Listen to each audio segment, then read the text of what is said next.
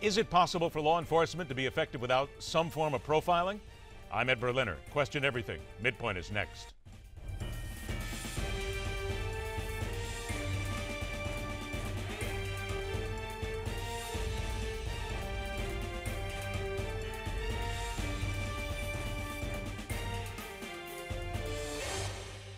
Like it was just yesterday. The officer pulled Johnson over without telling him why.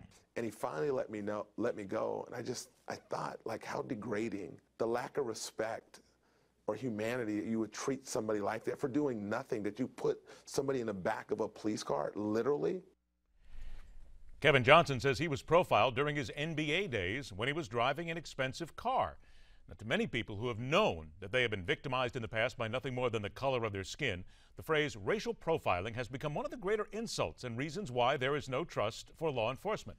However, other side, there are those in law enforcement who insist they cannot do their job with true effectiveness if they are not allowed some form of profiling.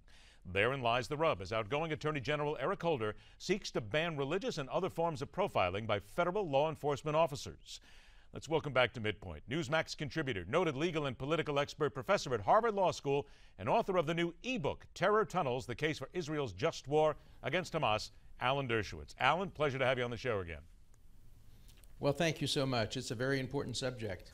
It is indeed. Was this something that you knew was coming, or people knew that Holder was going to at least try to get through before his tenure ended? It's his passion, and he was not going to leave office without leaving that kind of a legacy. And I think it's important to understand there are three different kinds of profiling. There's pure racial profiling, driving while black, walking while black. That is immoral, illegal, and stupid. It doesn't work. It diverts law enforcement resources away from real criminals. Then there is the good kind of profiling. That's moral, legal, and effective.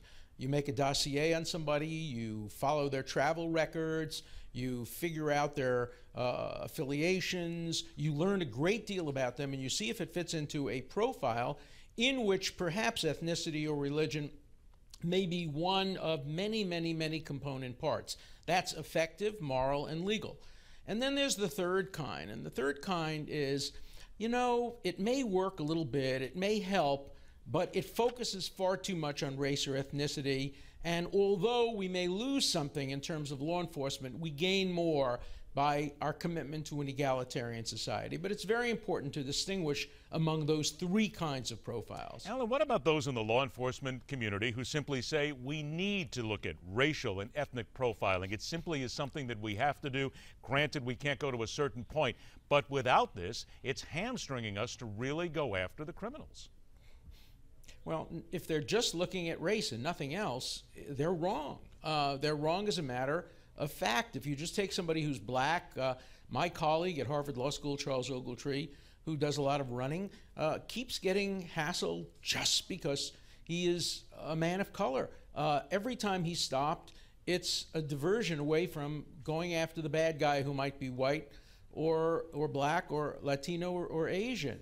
So race alone should never be a factor, and I don't think that the law enforcement folks are really saying that they need to racially profile. What they're saying is they need to be able to include race as one among many factors. Now, of course, if you're looking for somebody, if a person is identified as black, you can't ignore that when you're trying to find him, but that's different than profiling. Profiling says the person is more likely to be a criminal because he fits into these categories. Now, that may be statistically true in some instances, but still the vast, vast, vast, vast majority of people of any racial and ethnic background are not likely to be criminals. So one has to strike the appropriate balance, and it's easy, but it can be a little bit harder to look at many factors rather than just looking at the factor of race. Race is lazy, race is easy, and race is immoral when it's looked at alone. So I'm supportive of Holder's last act of,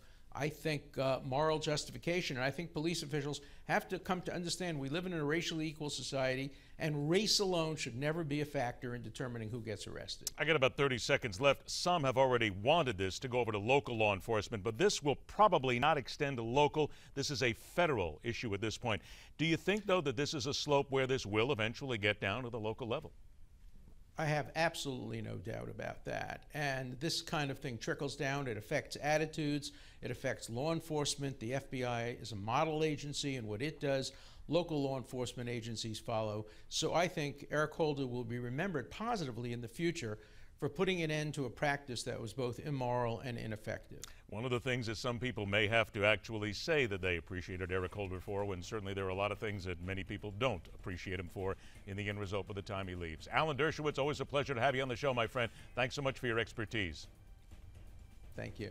All right. When we come back on the other side, it's time to hear from a member of local law enforcement and find out if indeed this is something that will impact their ability to get their job done. Also coming up later on, the Money Master, another house call, and so much more as Midpoint continues.